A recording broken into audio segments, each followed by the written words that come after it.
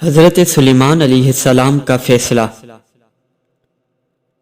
دو عورتیں ایک مرتبہ ایک جنگل سے گزر رہی تھی۔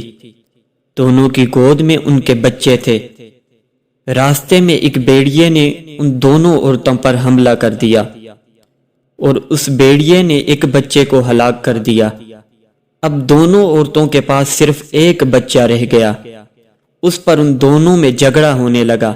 ایک عورت کہتی یہ بچہ میرا ہے، جبکہ دوسری کہتی نہیں یہ بچہ میرا ہے۔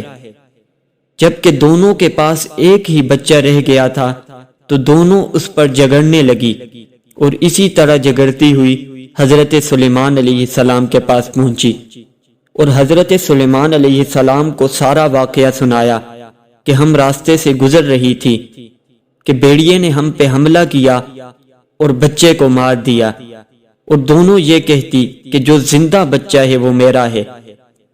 حضرت سلیمان علیہ السلام نے ان دونوں کی ساری داستان سن کر فرمایا، مجھے چھری دو، میں اس بچے کے 2 ٹکڑے کروں گا اور تم دونوں کو ایک ایک کر کے دے دوں گا۔ ایک عورت بولی، کیا آپ اسے کاٹ ڈالیں گے یا نبی اللہ؟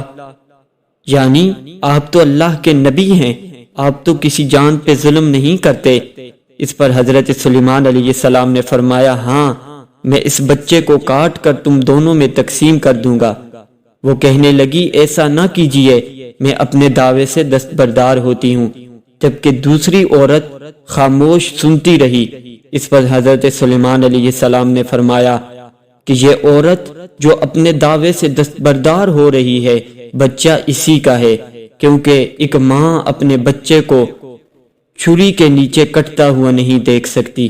اس پر حضرت سلیمان علیہ السلام نے فرمایا کہ اے عورت، لے جا، یہ تیرا ہی بچہ ہے۔ سامعین محترم، آپ کے اس فیصلے نے اس عورت کو بہت